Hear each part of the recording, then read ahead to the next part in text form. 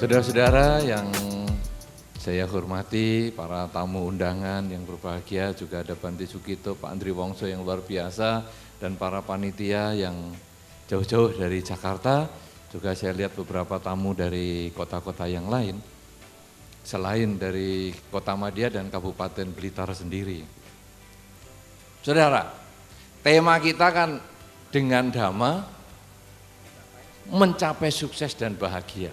Tadi sudah dengan Dhamma semua disampaikan luar biasa. Bagaimana sukses sudah dijelaskan dengan luar biasa. Bahagia bagaimana sudah dijelaskan luar biasa. Nah, saudara-saudara, kita lalu melihat tadi riwayat Pak Andri Wongso. Waktu tadi ditunjukkan rumahnya itu rumah sungguhan ya, rumahnya sungguhan ya. Hari itu sudah ada foto itu ya.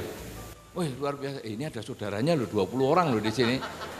Saya kenal loh, itu ada II-nya loh. Bener ya? Itu rumahnya sungguhan. Siapa tahu tuh rumah orang lain di foto. Rumahku. Sungguhan. Sungguhan loh.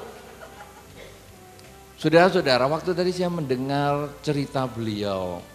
Kemudian dengan ilustrasi musik yang pas. Rasanya itu terenyuh saya. Langsung geleng-geleng. Sungguh malang kau. Luar biasa. Karena kalau kita sudah keliling ke daerah-daerah terutama di Kabupaten dan Kota Madya Blitar, Pak Andri Wongso, tidak ada loh rumah umat Buddha yang seisis seperti itu. Itu istilah kita kloneng, rumah klonengan ya. Jadi separuh tembok, kemudian atasnya gedek itu, tidak ada umat Buddha yang begitu sekarang ini. Beliau bisa seperti itu, sungguh-sungguh saya, saknone. Tapi begitu sekarang terus beliau cerita, anaknya luar negeri. Sekolah di luar negeri sana, sebentar lagi ke sana. Anak yang nomor 2 mau sekolah di luar negeri yang lain lagi. Luar biasa. Ini sesuatu yang hebat. Saudara-saudara, ada di antara Anda yang tinggal di sini rumahnya lebih parah dari fotonya Pak Andri Wongso tadi? Ada? Tidak ada. Sudah tidak ada. Tapi sekarang saya tanya kebalikannya. Ada enggak yang lebih sukses dari Pak Andri Wongso? Ada enggak? Enggak ada. Belum. Pinter. Belum. Saudara-saudara, rumah Anda sudah jauh lebih bagus, berarti modal Anda sudah lebih hebat. Tidak perlu jam 2 malam buang air kecil lagi. Tidak ada hubungannya ya. Tidak ada hubungannya buang air kecil sama rumah, tidak ada ada saudara, maksudnya itu kan ISIS. ISIS jadi jam 2 malam, kena angin terus toh. Waktu itu belum cerita sarungnya cuma 1. Jadi mau ditarik ke atas bawah ISIS, tarik ke bawah atas ISIS. Jadi jam 2 malam buang air kecil. Iya, karena saking ISISnya itu. Nah, Anda sudah rumahnya gedong semua. Sekarang saya kira umat Buddha di kota dan kabupaten sudah tidak ada yang rumahnya klonengan. Ya, yang atasnya gedek begitu sudah tidak ISIS. Kenapa kita tidak sesukses beliau? Andri Wongso motivator nomor 1 Indonesia. Gantengnya kayak gitu. Sekarang juga malah lebih ganteng daripada dulu. Luar biasa. Kelihatan matangnya itu. Tadi kan beliau mengatakan itu waktu masih kecil. Ini sudah matang, ini matang luar biasa. Yang tadi itu kemampu itu. Ya, ototnya hebat. Ini sekarang luar biasa. Kelihatan bijaksana kan rambutnya, kelihatan bijaksana. Nanti kalau Anda duduk di sini, beliau duduk di sini, nanti Anda bisa perhatikan bijaksana sekali. Rambutnya sudah meninggalkan dunia hitam. Menuju dunia putih. Luar biasa itu. Nah, saudara-saudara, kenapa Anda yang sudah modalnya lebih banyak, siapa enggak lulus SD? Yang SDTT siapa? Enggak usah TBS lah. Ya, siapa yang SDTT di sini? sekolah dasar tidak tamat? Sudah ndak ada ini. Cuman satu yang berani mengakui, dua yang berani mengakui. Mana tiga? Tiga. Oh ya, 4, 5. Oh ada sedikit. Berarti Anda yang SDTT, Anda punya modal untuk sukses. Nah, karena sudah ada contohnya. Anda yang SD sudah lulus, harus modalnya lebih banyak untuk sukses. Nah saudara, balik ke pertanyaan saya tadi, Anda sudah punya modal lebih bagus, paling tidak Anda rumah lebih baik dari Pak Andri Wongso zaman itu. Kemudian Anda yang SDTT, dari sekian banyak, hanya tidak sampai 10 orang. Sisanya Anda SD saja tidak sekolah. Maksudnya tamat sekolah, bukan SD saja tidak sekolah. Kemudian mungkin malah Anda di antara Anda yang sudah perguruan tinggi, malah sudah S2, S3 dan lain sebagainya. Sekarang saudara-saudara, kalau kita tanya, kenapa yang SDTT kok hanya satu yang sukses? Kenapa? Tanya kenapa? Wirya, Anda semua loh yang SDTT maupun tidak, wirianya ya banyak. Pagi bangun tidur belum matahari terbit sudah muacul. Ya, muacul sawahnya sendiri, muacul sawahnya tetangga, muacul dengkulnya tetangga, ada sudah pagi bangun tidur. Tapi kenapa hanya sedikit yang sukses? Bahkan di sini hanya satu yang sukses, TBS. SDTT TBS. Sekolah dasar tidak tamat tapi bisa sukses. SNI. Oh, SSI, bukan SNI ya. Saya kira Standar Nasional Indonesia kesuksesannya itu. Oh, SSI sampai saat ini. Kenapa saudara? Wirya Anda punya, pengertian dhamma Anda punya, hukum sebab akibat Anda tahu, hukum pikiran Anda tahu, kemoralan Anda tahu, Anda juga praktek kemoralan, Anda juga praktek hukum sebab dan akibat. Tapi kenapa tidak sukses? Atau kenapa belum sukses?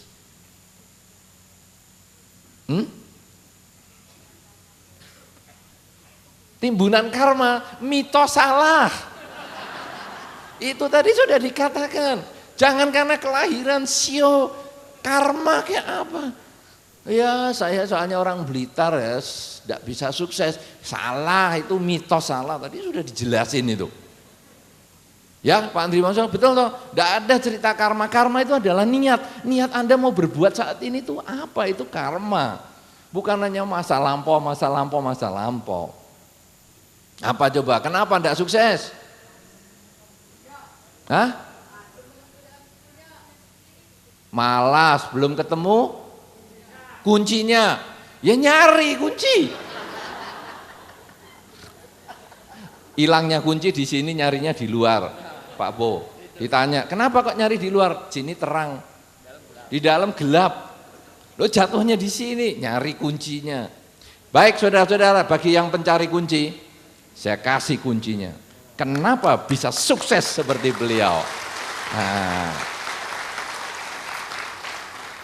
saudara-saudara, yang membedakan beliau dengan kita yang belum sukses adalah kesempatan. Beliau punya kesempatan untuk sukses.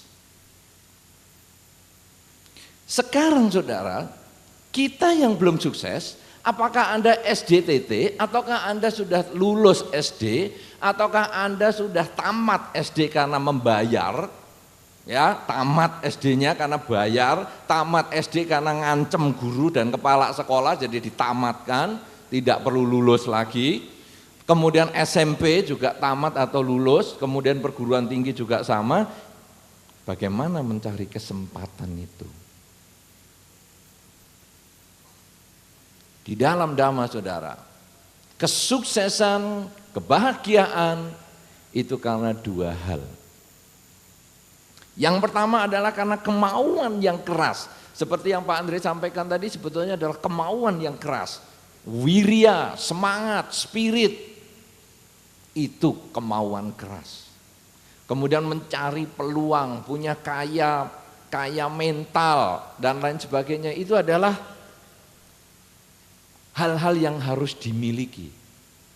Tetapi kesempatan ini adalah faktor yang tidak bisa dilupakan. Ketika kita usaha dengan keras, banyak di antara kita usaha dengan keras, kadang kita meleset juga. Pas kita mau datang pada waktunya, kalau tadi kan Pak Andri selama 6 tahun di studio radio tidak pernah terlambat 1 detik pun. Berarti bisa 3 menit terlambat, bisa 5 menit. Ya itu maksudnya ya.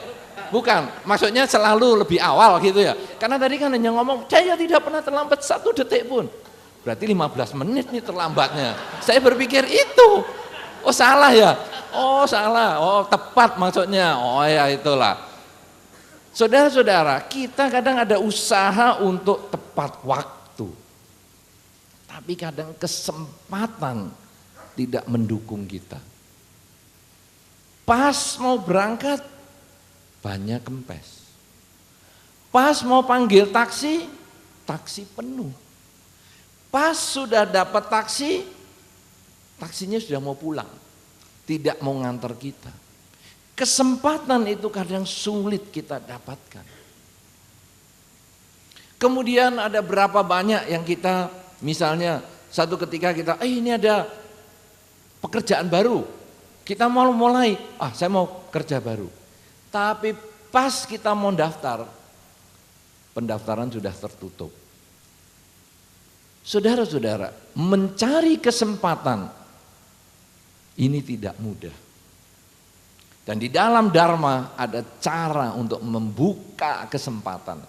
Jadi kalau tadi Pak Andri Wongso sudah menjelaskan cara-caranya Anda berjuang, penuh semangat. Nah sekarang marilah kita mencari kesempatan agar Anda punya waktu untuk berjuang, sehingga nanti Anda bisa sukses seperti Pak Andri Wongso. Nah,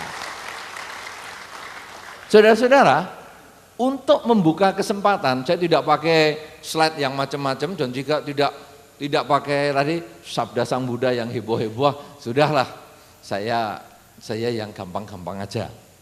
Cuman ini ada satu petikan dari Anguttara Nikaya. Ada beberapa cara untuk membuka kesempatan. Anda yang kepingin sukses di dalam rumah tangga, Anda yang kepingin sukses di dalam pekerjaan, Anda yang kepingin sukses di dalam perjodohan, Anda yang kepingin sukses di dalam apa saja, caranya buka kesempatan adalah seperti ini. Kalau dalam bahasa yang agak mistis, tadi soalnya Anda ngomong apa tadi? Yang bisik-bisik tadi saya nggak dengar. Ya. Tapi itu kalau dalam bahasa mistis, buka rezeki. Ini cara untuk buka rezeki.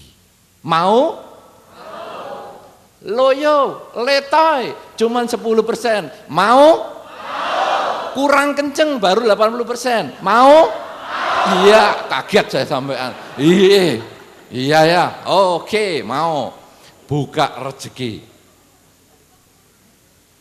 Loh. Kok ketawanya ngepir di belakang ngiku? Ya. Saudara-saudara, bagaimana sekarang untuk buka rezeki? Nomor 1, saudara. Kenapa Pak Andri Wongso bisa sukses? Salah satunya acara di sini yang mestinya bisa bernilai puluhan juta, kalau mengundang beliau dikasih gratis.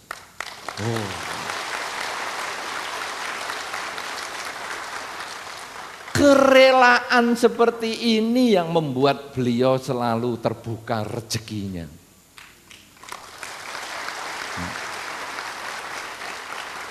Siaran-siaran di radio beliau mengabdi bagi gratis. Itu sesungguhnya yang membuka rezeki beliau. Sekarang kalau kita balik ke diri kita, saudara. Pernah enggak kita kasih gratis kepada lingkungan kita? Pernah enggak kita melakukan sesuatu itu tanpa biaya, gratis kepada keluarga, kepada tetangga, kepada agama, kepada bangsa, kepada negara? Apakah pernah? Pernah? Sering? Kok enggak sukses?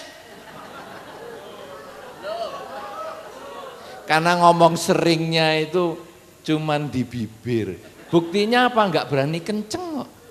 Sering. Saudara-saudara, ketika kita mau memberi, sesungguhnya kita akan mendapat. Di dunia ini tanam dulu, baru panen. Tidak ada panen dulu, baru tanam. Anda ingin mendapatkan bunga mawar berwarna merah, ketika Anda tidak menanam, Anda tidak akan pernah mendapat. Tapi ketika Anda kepingin mawar merah, tanam mawar merah. Apa yang Anda perlakukan kepada orang lain itu akan kembali pada diri Anda. Ini tadi hukum sukses nomor 1 itu tadi, dari 24 hukum. Saya tunggu bukunya isinya 24, mana ini? Oh, cuma dikasih 1. Terpaksa saya nanti kemana-mana ngikut lagi dengar. Oh, itu yang kedua, ketiga, ya luar biasa dah. Dah saya tunggu-tunggu. Apa yang Anda ingin dapatkan, Anda harus lakukan kepada orang lain. Itu adalah kerelaan. Ada satu saat, saudara, umat Buddha suka sembahyang. Saya pernah ketemu seorang umat Buddha yang rajin sekali sembahyang. Bukan hari kebaktian pun ke wihara. Luar biasa itu. Kalau ke wihara, dupanya lebih gede dari mic yang saya pegang ini. Sampai kalau dia pulang, saya katakan cepet dupanya dibawa keluar. Kenapa? Asapnya di ruangan itu loh, ya. Nah, sudah sembahyang, tiap hari sembahyang. Apa yang diomong nggak tahu karena isinya dia ngerdumel. Saya pikir ini kumur-kumur apa kriuk. Loh, mangan kerupuk neng jero. Ada masalah. Nah, saudara-saudara, satu ketika, saudara, ada seorang nenek yang datang ke Dhammasala itu juga. Kemudian nenek ini begitu masuk, karena sudah agak belakangan, dia masih keluar kriuk itu, watuk si nenek. Jadi masuk, wah watuk. Terus si nenek ngomong, nip, belum pernah dengar tahu ya kata nip. Pernah dengar enggak kata nip? Apa artinya? Kayak ponaan. Nah, nip. Pak Ponijan pernah dengar kata nip itu? Oh, ini panggilan unik. Nip. Nah, itu kalau nenek-nenek manggil pemuda kayak Pak Ponijan yang baru 16 tahun lebih begini ya. Nah, Anda tadi kan mengatakan saya 16 tahun, kita kan seumur. Nah, nip, dupanya bisa dikecilin. Dipikir AC apa radio ya dikecilin dupa. Langsung, nip, dupanya bisa dikecilin nggak? Nip, serot. Apa? Dupa bisa dikecilin enggak? Dikecilin apanya? Kalau kuat ke sini. Tidak kuat, keluar. Loh, cek galak men. Tahu nggak nih saya sembayang. Baru sembayang begini. Langsung si nenek mengatakan, kamu sembayang dupa begitu, kamu lakukan bagaimana? Tiap hari. Tiap hari. Kamu sembayang terus dengan serius. Kamu mengasapi Sang Buddha tiap hari. Tidak pernah protes. Kamu loh sebentar disenggol saja, sudah marah-marah. Bagaimana kamu jadi murid Sang Buddha? Mestinya kamu kalau sudah jadi murid Sang Buddha banyak sembahyang, kamu kan sabar. Sekarang baru disenggol, dupanya dikecilin, marah-marah. Baru dikatakan gitu, Sang Buddha tiap hari kamu kasih dupa segitu banyak yuk. Apa enggak napasnya? Sakit semua itu. Saudara, apa maksudnya ini? Bahwa kadang kita tidak melakukan satu perbuatan itu dengan kerelaan. Kita mau dupa yang besar ini kenapa? Karena kita ada maunya. Supaya kalau saya pakai dupa besar hasilnya besar. Bukan. Tetapi ketika saya tanam padi, tumbuh padi. Ketika saya ingin mengharapkan sesuatu, saya melakukan satu kebajikan itu dengan tulus. Yang disebut di dalam Dharma adalah kerelaan. Saya rela melakukan ini, bukan karena saya minta bayaran. Ketika Anda tadi ditanya, mau berbuat baik? Mau. Ikhlas, rela? Jawabnya kurang, mantep. Mungkin suruh noto kursi ini aja minta gajian. Ayo umat Buddha, ayo masang kursi, bantu-bantu untuk seminar. Bayar berapa dulu? Kalau tidak bayar, mana aku mau. Gitu mau sukses. Sudah lulus SMP, lulus perguruan tinggi, cara yang seperti itu tidak buka rezeki. Tapi ketika, oh ini untuk Dharma. Kalau begitu, ya ayo aku atur, aku toto. Loh lah ya manusia kan ya butuh tenaga, butuh makan, butuh minum, tuku dewe. Kenapa? Karena ini untuk Dharma. Saya akan nyumbang juga untuk Dharma. Aku bisa punya tenaga, aku kasih tenaga. Aku punya uang, aku belikan barang. Ini adalah kebajikan. Ketika Anda berbuat baik seperti itu, buka rezeki. Sehingga satu ketika orang yang, wah ini kok aktif ya, tiap kali ada acara kok aktif ya, kok dia mau bantu ya, kok mau bantu ya, akhirnya mungkin dia akan diambil oleh satu umat, kamu kerja ikut aku aja. Nah ini kan buka rezeki, SDTT, tapi dapat gawean. Kenapa? Karena ada kerelaan untuk berbuat kebajikan. Oleh karena itu saudara-saudara, bagi Anda yang belum sukses di bidang apapun juga, bidang karir, bidang rumah tangga, bidang pekerjaan, bidang apa saja, coba Anda mulai mengembangkan kerelaan. Loh apa hubungannya dengan jodoh? Jelas. Mana ada Anda ketika ngajak pacar kemudian mengatakan, ayo kita pergi ke restoran pinggir jalan. Tadi kan Pak Andri Wongso nggak pernah diajak ke pinggir jalan. Nah ini ngajak, ayo kita ajak ke pinggir jalan. Tapi kamu bayari aku ya. Wis hitung-hitungan begini mana mau orang mau jadi pacar Anda.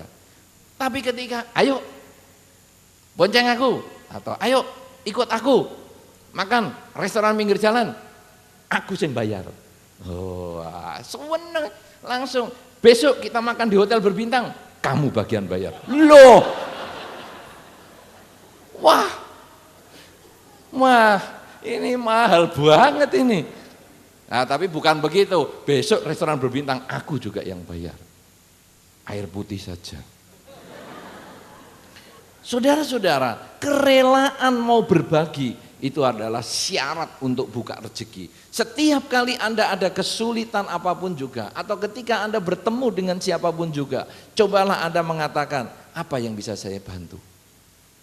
Itu tandanya Anda mau buka rezeki. Yang pertama adalah kerelaan. Makanya Apa yang Anda punya, tenaga, ucapan, pikiran, berikan untuk kebahagiaan makhluk lain. Berikan kebahagiaan untuk lingkungan Anda. Yang kedua, di dalam dhamma untuk buka rezeki itu ada juga istilahnya menggunakan jubah, pabaja. Itu prakteknya banyak loh.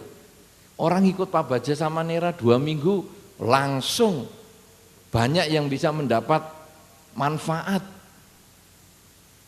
Merelakan rambut 2 minggu, pakai jubah. Coba di sini siapa yang sudah pernah jadi samanera 2 minggu? 1 orang saja. Makanya 1 orang ini yang sukses. Coba lihat bodinya saja sudah kelihatan sukses. Wah, luar biasa. Iya. Lah yang lain-lain belum sukses. Menggunakan jubah itu kadang di dalam beberapa tempat, dalam negara-negara Buddhis, kadang ada semacam tradisi. Ketika orang sedang susah dan lain sebagainya, gimana mau dikias apa nih, diciswa apa? Coba kamu latihan jadi samanera 2 minggu. Akhirnya bisa sukses loh. Nah, saudara, tapi kalau latihan jadi samanera kan gundul, bante, gimana? Oke, kalau begitu penggunaan jubah itu dalam arti simbolik. Tidak perlu masuk ke wihara jadi biku atau samanera. Apa maksudnya? Rambut digundul. Berarti kita harus siap ketika rambut kita memutih. Sudahkah saya menjadi orang yang lebih baik? Sudahkah saya menjadi orang yang bijaksana? Ketika Anda merenungkan seperti itu, Anda sesungguhnya sudah menjadi seorang samanera di rumah. Tanpa harus cukur, tanpa harus menggunakan jubah. Ketika baju Anda untuk bepergian masih pakai baju yang lama, dan kemudian Anda rela, ikhlas menerima bahwa memang saya tidak perlu membeli jubah yang baru, tidak perlu menyiapkan baju yang baru. Pada saat itu Anda punya keikhlasan untuk menerima kenyataan. Itu yang membuka rezeki. Biku menggunakan jubah kemana-mana. Ketika Anda bisa punya baju 5 setel, 10 setel, itu sesungguhnya Anda mulai buka baju, Anda menerima kenyataan. Buka baju, kemudian ya punyaku ya ini, sudah tidak perlu beli yang baru lagi. Karena aku bisa membedakan keinginan dan kebutuhan. Orang yang tidak bisa sukses kadang hanya karena memburu keinginan, tidak ingat apa yang sesungguhnya dibutuhkan dalam kehidupan ini. Nah, saudara-saudara, ini adalah tentang jubah. Demikian pula makanan. Makanan seorang biku hanya sekali atau 2 kali dalam sehari. Pagi dan siang sebelum jam 12. Apa maksudnya di dalam kehidupan Anda sehari-hari? Ketika Anda bisa menerima makanan Anda yang asin terlalu asin, atau yang manis terlalu manis, atau yang sedikit terlalu sedikit, atau enak tidak enak, dan Anda bisa terima itu sebagaimana adanya. Seperti seorang biku ketika menerima dana makan, dia merenungkan kebajikan orang yang sudah berdana makan dan dia makan dengan tenang, direnungkan bahwa makanan ini hanya untuk hidup, bukan untuk bersenang-senang. Maka ketika Anda melakukan itu di rumah, Anda tidak gampang mengeluh. Kenapa ya makanan kok enggak enak terus? Anda lebih bisa menerima sebagai kenyataan, maka Anda sesungguhnya itu juga buka rezeki. Makanan, pakaian, kemudian tempat tinggal. Seorang biku tinggal di bawah pohon, ya, atau di gua-gua. Lo wihara di Balairejo di mana itu bagaimana? Itu titipan. Wihara di Balairejo, wihara sama Ki Jaya bukan milik pribadi saya. Ya, nama-nama wihara yang pakai sertifikat saya bukan punya saya. Itu hanya dipinjam. Ya, saya sesungguhnya sudah menulis di notaris, kuasa balik dan hak waris. Kuasa balik artinya selama saya hidup saya sudah membalikkan kuasa saya tidak bisa menjual, mengubah fungsi wihara sebagai misalnya diskotik, hotel, saya sudah tidak bisa dijual dan lain sebagainya. Ya, itu sudah dibuat di notaris itu. Kemudian saya juga sekaligus membuat hak waris.